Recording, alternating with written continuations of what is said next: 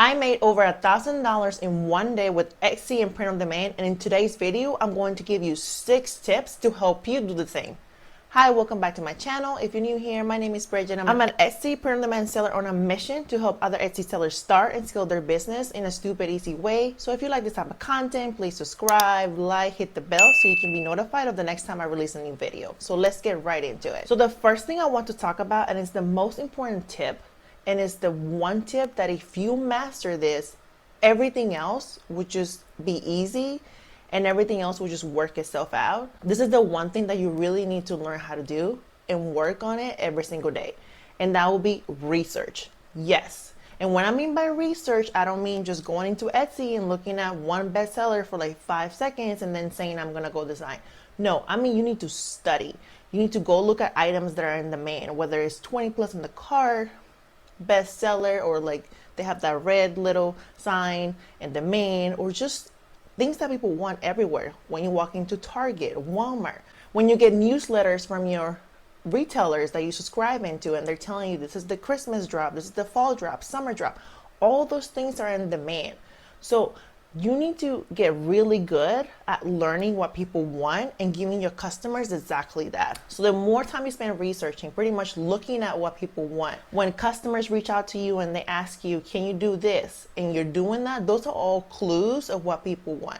So spend more time researching, whether that's 10, 15, 20, 30 minutes or more a day. The more you prime your brain and tell your brain, this is the colors that people want, this is the fonts that people want, this is the designs that people want. The more you get all that information into your brain, the easier everything else will be, because then you know exactly what to design and then you'll give customers exactly what they want and sales will just come.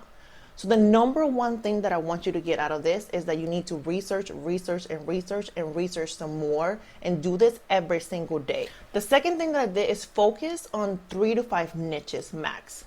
When I first started out, I was like everywhere. Like when I mean everywhere, I will have like 5 or maybe max 10 designs in one niche, and then I'll move on to the next one. And I'll have like so many niches that I never had enough designs in one niche to get enough traction.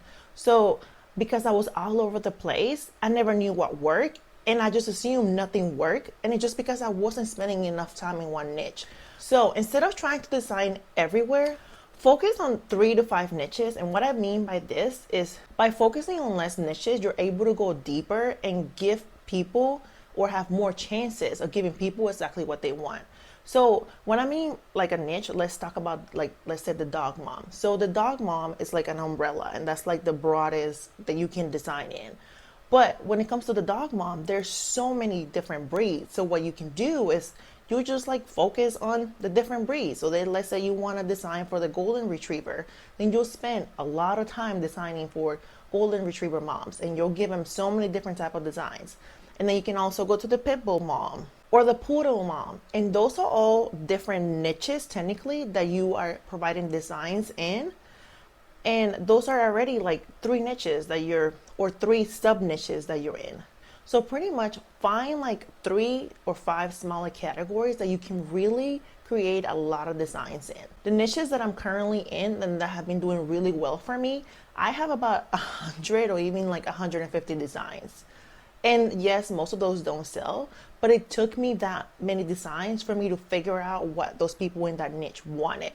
So if you're getting frustrated because maybe you're feeling like, well, this niche is not working, maybe you're not offering enough designs or products for that one niche for you to know if it does work.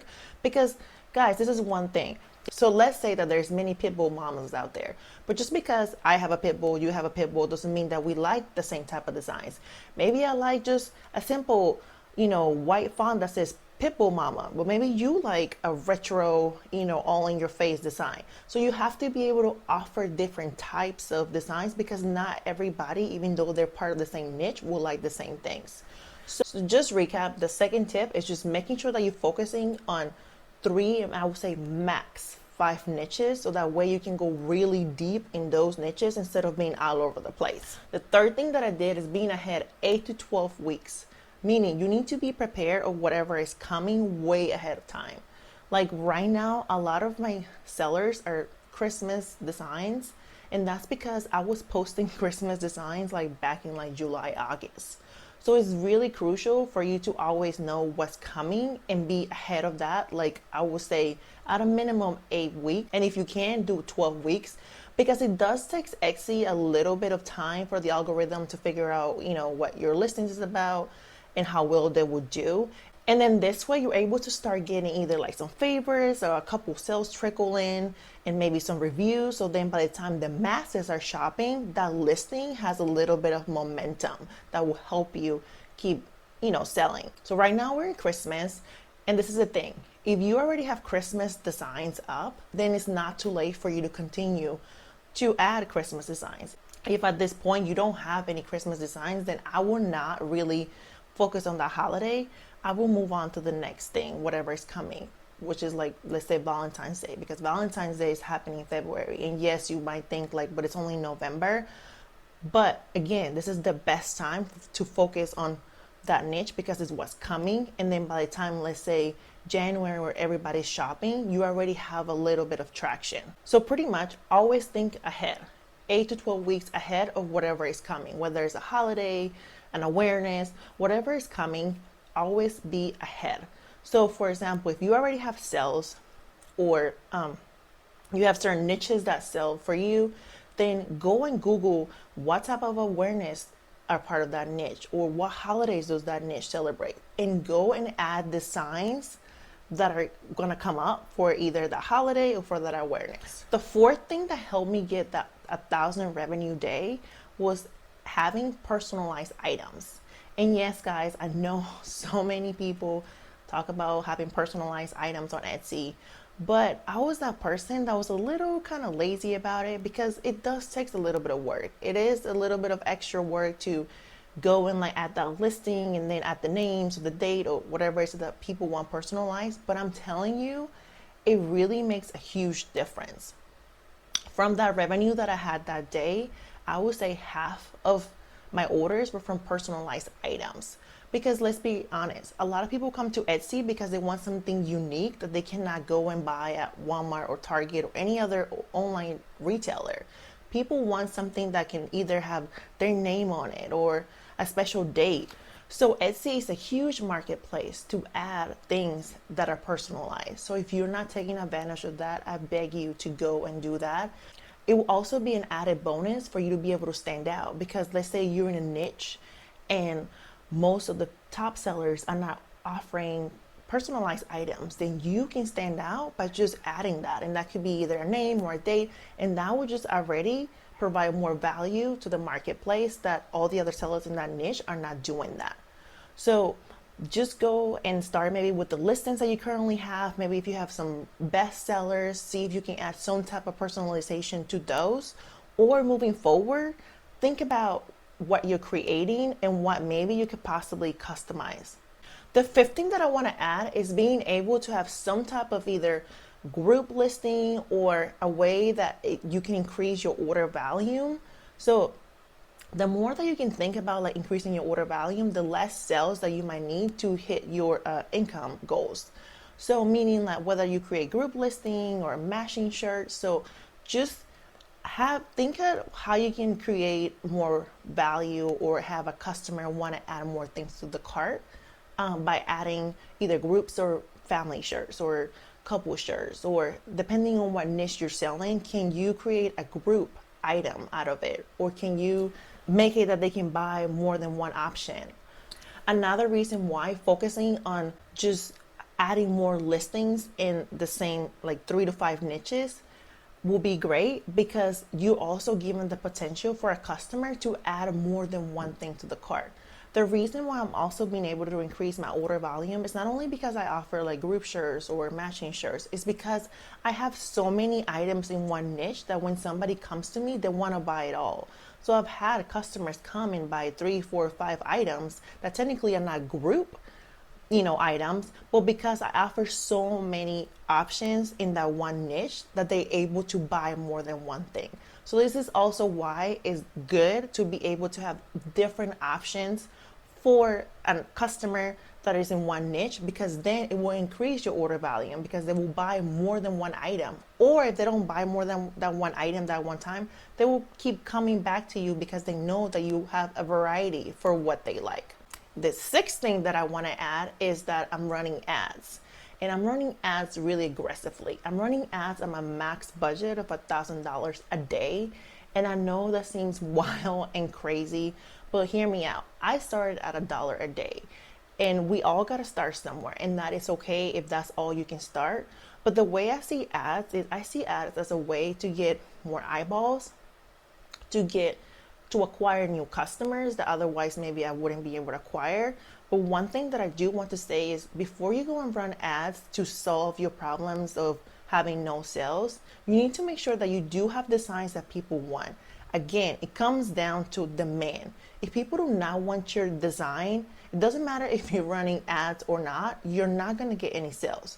And then what's going to happen is you're going to eat your whole budget, and then you're going to wonder why it's not working.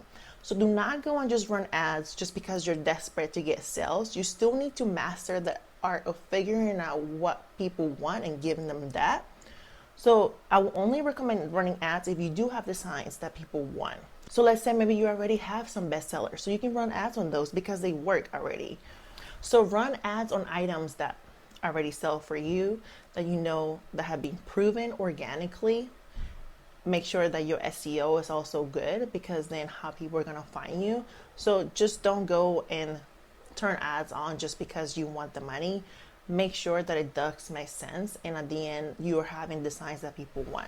And just to give you a little bit more perspective or numbers, for that one day, my ads, even though I have them set to run for $1,000 a day, I didn't even spend that. That one day I only spent $121.11, and from those ads that I ran, I got 12 orders and a revenue of $389.03. So again, just because you also have a set amount, it doesn't mean that Etsy will necessarily spend that money. It's just that you're telling Etsy, this is as much as I would want to spend. And again, I don't want you to go and think that you have to do it this way. It's just that I'm at the point in my business that I wanted to go to the next level. So I am willing to go aggressively on ads, but start where you can. I used to do $1, and then I went to $5, and then I slowly started to, increase it. So start where where you feel comfortable, whether that's a lot, $1, $2, $5. But I just want you to know that if you are starting at $1 and you're expecting magnet results, it's not going to happen, because at $1 a day, you cannot get enough data. So you need to be realistic too. Also, when you're running ads, what are you trying to get out of it? Because the way that ads work is you might not be profitable at the beginning. It takes a little bit for Etsy to figure out what your item is about. So that's why you need to run them consecutive, and you cannot be turning them on and off just because you're not making no money. It cannot be an emotional thing. You got to detach yourself from it, as much as it might be painful, because Etsy needs some time to learn who the ad needs to be shown to. So I will not run them again if your designs are not in demand. If you have an emotional connection because you do not want to be turning ads on and turn them off, you have to leave them on for a minimum of 30 days to see if something is working or not. And also, if you'd like me to make a video about like my ads and how to run ads and how do I do it, let me know in the comments and I will make a video specifically about that. So for that one day, I had 36 orders and I had a revenue of $11.89.41. And I will say that I can attribute that revenue to all the tips that I just provided you guys. And I know you guys are like, but that's just revenue, that's not profit. My profit margin fluctuates between 20 to 30%. So from this $1,000, my profit is probably somewhere around $200 to $300. So again, if you're only get one thing from this video, the one thing that I want you to get is that you need to focus on researching. That is the number one thing that you need to be doing, because all the other tips, all the other strategies that I gave you are not gonna matter if you at the end are not giving people what they want. It does not matter if you run ads. It does not matter if you're prepared It does not matter if you offer a group listing, the niches that you're in. If you are not offering people what they want, if you are not trying to improve, how to get better, how to focus more on the customer and not so much about you, then nothing else is gonna matter. And the last thing that I want to add is the one thing that separates six-figure Etsy sellers and beyond is that they're willing to put the time into research, because they understand that demand is king, and they know that when they put the customer first, when they focus on giving customers more of what they want, then they know that sales will just come as a byproduct of all the work that they've done. So if you're still struggling into like where to start your research or how to go about it, then I want you to watch this video next, because on that video, I'm going to walk you my research process and how I do it and how my brain kind of works when I'm looking at things that are in demand. See you on the next one.